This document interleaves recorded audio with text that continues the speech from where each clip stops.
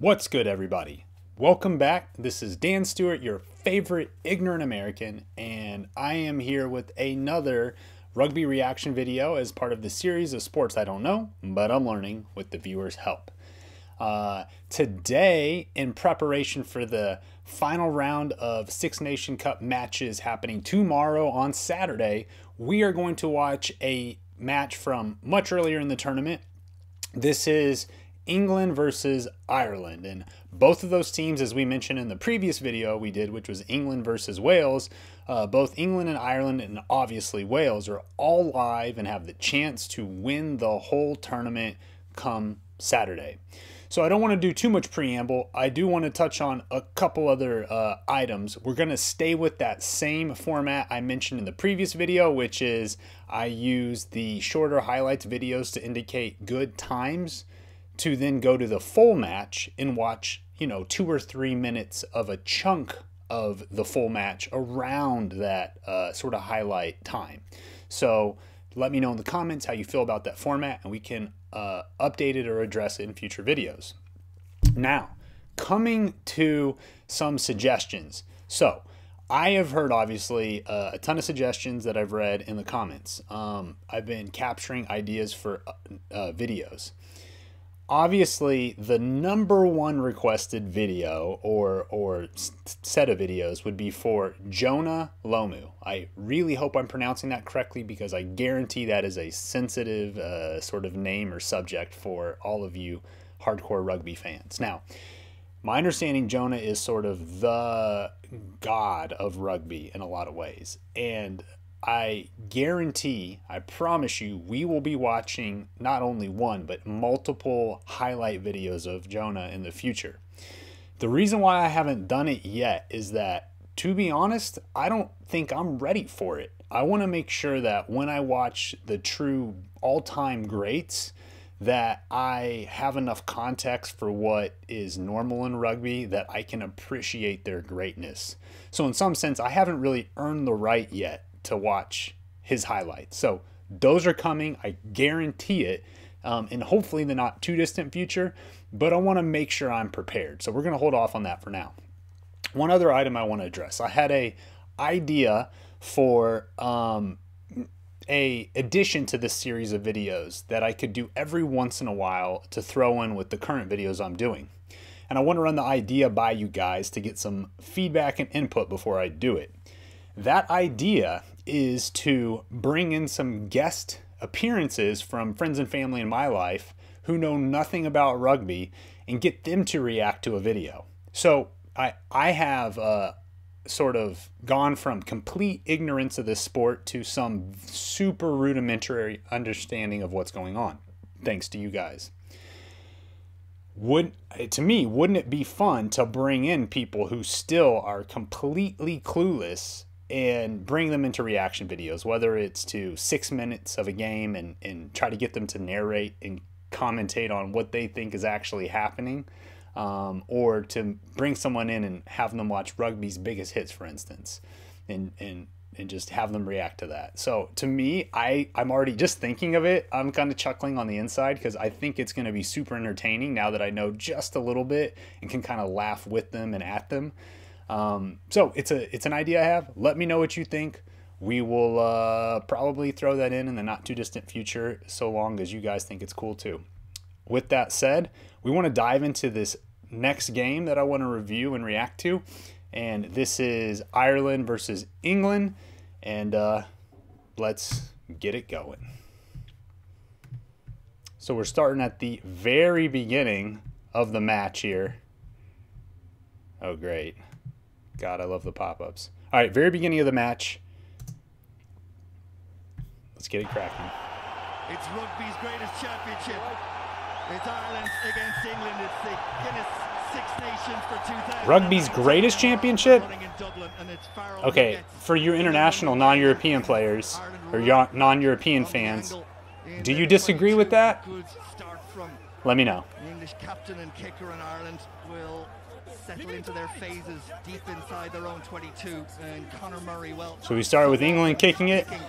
Game is singled out for being outstanding. And we start with Ireland just booting it out. In clearing it out of their 22. What do you guys call that? It's the, do you call it your own 22?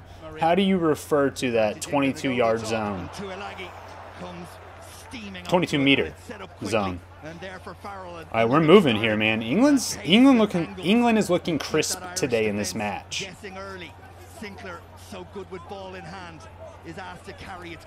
Maybe it's just because it's early and they haven't taken the beating yet, but they are moving the ball. They're getting it out of the tackles and scrums immediately. The passes look crisp. Ooh, and he ducked the first couple tacklers. Barely got pulled down.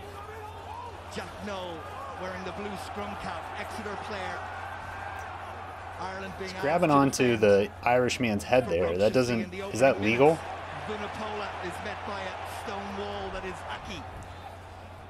Oh shit, we got that wide.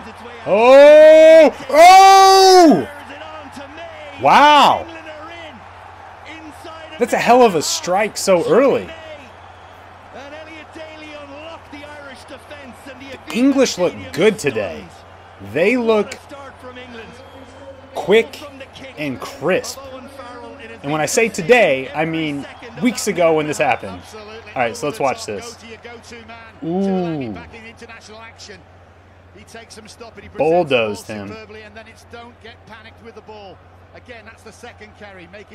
No, England doesn't look panicked at all right now. Look at that. Oh, tossed it long. And now it's 2v1. What a... Brought the tackler in, made the defender commit, and that was it. As soon as the fullback committed, it was over. And you have to, right? Like you have to commit to the ball handler or the ball carrier. That was beautiful. What a great start to this match. What a great start. All right, that was the first block. Let's jump into the second. Oh God, the pop-ups. All right, here we go. So match is still relatively tight. Both sides have scored. England is leading off that initial try we saw to start the match. We have both these guys tossing it in here, but then Ireland ends up with it. No one wanted to give up the line out.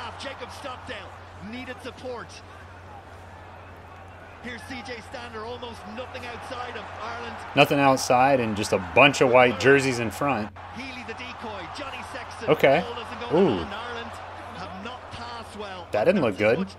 And according to the commentators, Ireland's been struggling with that this game. So just England, if they've been playing anything like they did to start the match, are just a little more crisp. Although I love that. He's just like, oh, I love that skill that we just saw from the fly half there where it's, oh, you're coming to me? Let me just pitch it over your head. Let me just do a little pitch. Not pitch, a little chip and chase. Attack, counter-attack, pressure, everything. All right, so England's offsides. Penalty right in front. Again, it just started, didn't it? Johnny May, what on earth were you doing? Sexton decides to turn that. Was it a free kick or a penalty? I don't know. It was a penalty. It's a penalty. Ireland have kicked to the corner and nice. The opportunity at 3. England are back up now to 15. That's for sure. That's good for England. All right, so in this sequence, they were down a man because of the penalty, obviously. That would have been a given 3 with Johnny Sexton right in front of the post again. Rory Best, Cian Healy. Here we go. You go for it. You've got to convert it. You go for it. You got to convert it right because. So just pause on that. So I wouldn't mind getting a little bit of information or context around telling me about what part in the fields do people typically decide to go for the scoring kick off a penalty versus looking to kick it out into touch so that you can get a line out and obviously try to score a try. Try's worth more, but the kicking, the scoring kick off a penalty is obviously more of a guaranteed thing. Where they were on the field, it was probably a relatively high percentage kick there to score 3. So would love to hear your guys' thoughts. Is this the typical play, or are they being a little aggressive in attempting to score a try as opposed to taking the more guaranteed 3 points? Love to hear it. The ebb and flow and ultimately the scoreboard at the end, and this is most definitely one. Nice clean line out. One other thing. I have yet to see a line out by a team who had possession for the line out not go to that team. Now, is that just because these teams are very, very skilled at sort of confusing the other team as to the opposition as to where they're going to throw the ball into in terms of who they're aiming at with the line in, or excuse me, the line out? Because I would expect there to be a little bit more competition for the ball than I've seen. So I don't know if that's just people just kind of give it up and say, all right, you know, you're throwing it in, clearly you're going to get a hold of it on the line out, or are these teams just that well versed and coordinated that they are able to get away with that? Interested.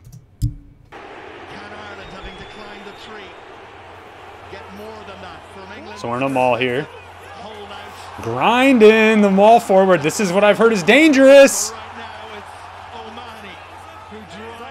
Because you can just steamroll forward. I can tell you that although this does happen in the NFL, it's technically illegal to push your own man forward. You can push a pile of people, which your man is in, but you can't push your own man. Although it's never called. Oh. Well, we don't like that. There we go.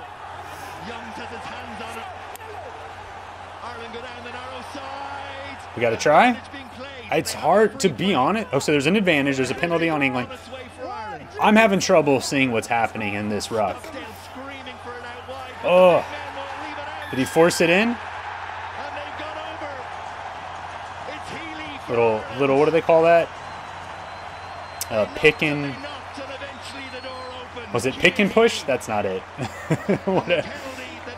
What's that called? Now here's my question for you guys. One of many, obviously. Let's watch this. I'll show you where my question is. Yeah, England didn't jump. That was my original question.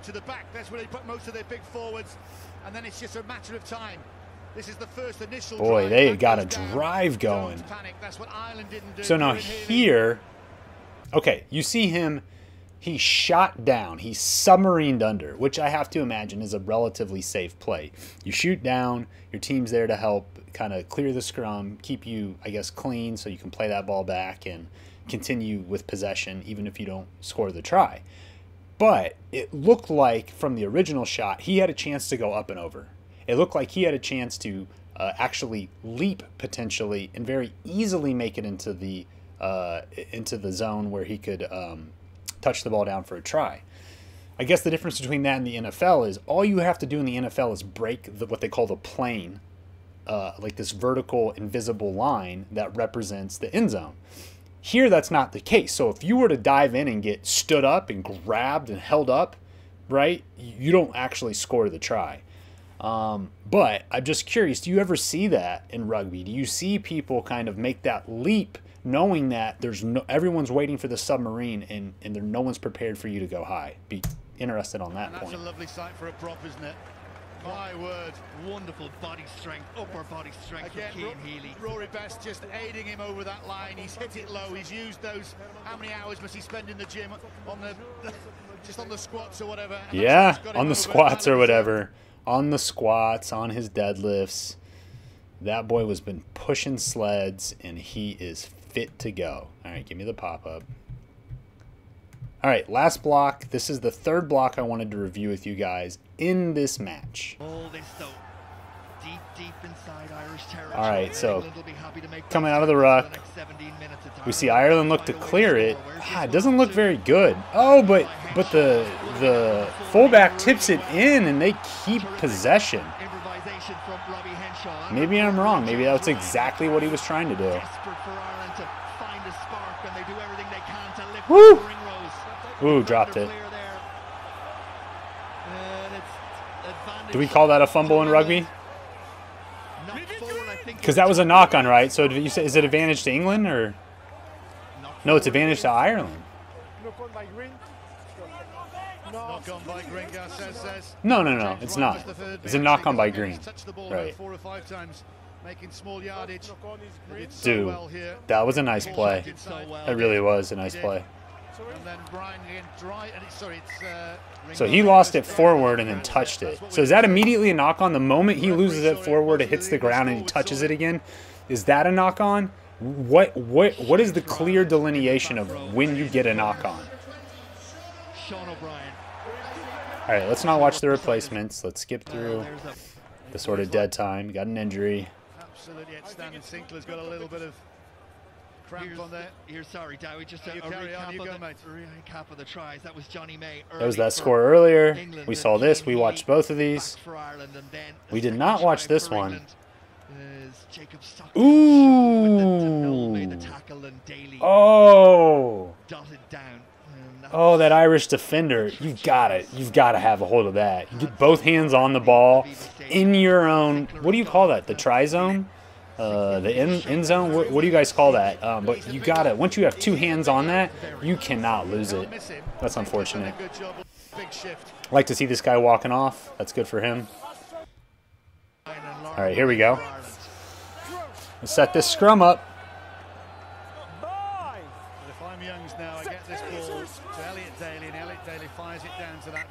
All right, so they're held down. There's nowhere to roll the ball in. That has to be some sort of reset, right? Not a penalty, though? Just a reset?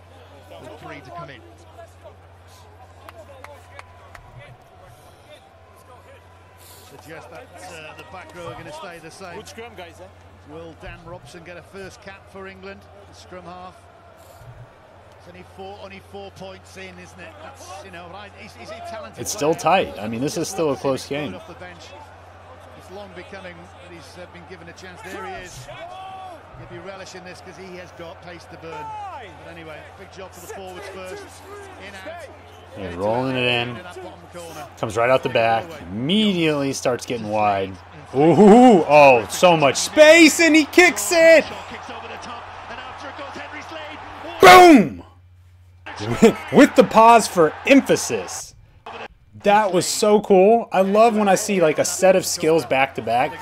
So we get this pass, skip the first guy, pass, skip the second guy, get all the way out wide. He looks like he's got room, and it looks like he might just be making a move, right? But he elects to kick it ahead with a little chip and chase. Now, is the other guy onside? Look at that. Oh, that's so close. It's such a pretty play. I hope they let it stand as him being onside, but that looks very close to the other English player being offsides. Now he kicks it, and he takes the hit. That guy took the hit from the fullback. Fullback committed. Maybe too much. That fullback may be over-committed on the Irish side, because as soon as you see that he's going for the kick, they're checking for the offside. But as soon as you see him commit to the kick, do you really want to hit him and take him out, or do you want to be backpedaling to go after the ball? I don't know. These are split-second decisions that are easier to call decisions when you look at the replay, because in reality, in game time mode, there may not be real decisions in terms of your actual time to react. So it's hard to say with that kind of stuff, but that looked close. Let's skip forward just a little bit. I don't want to hear them. So, hey, real question here. Do they go to the review video here?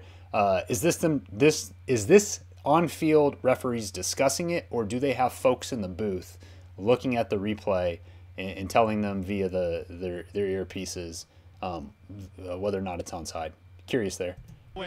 They're going for the risky play. Here we go. May goes forward. Dude, it looks so nice, though. God, that looked nice. He's ahead. I think he might be ahead. Hey, and is it the ball that determines they're ahead, or the other player holding the ball? Would love to hear that, too. Because if it's the ball, I think he's onside for sure. If it's the player holding the ball, he may not be onside. It looks onside. Right there, he looks onside according to the ball. And the balance is going to go towards the attacking team, and the try is given. Hey, they got it. All right. So that, guys, was awesome. That was fun. Unlike in the previous match we watched from this tournament, England-Wales, I felt like there was a little bit more of the pace and the sort of super skillful passing at least in the in the scoring tries that we watched here in this video. Either way, it was super cool. I am definitely getting a better feel. Guys, tell me what you think about this format of checking out the highlights this way by watching 2 or 3 minute blocks of the game. I can tell you it is helping me absolutely learn sort of the intricacies, and I feel like ask questions that are going to help further my knowledge with your guys' comments. So as always, please provide that feedback and input, because that's what drives this whole process. I love having you guys along on my journey here learning rugby. As always, like and subscribe if you're enjoying the content. Super looking forward to the game. I'm going to release this video on Friday, so looking forward to the final matches tomorrow. If you're watching this video on Friday, Saturday, let's see who's going to win the Six Nations Cup. And otherwise, catch you in the next one. Later, everyone.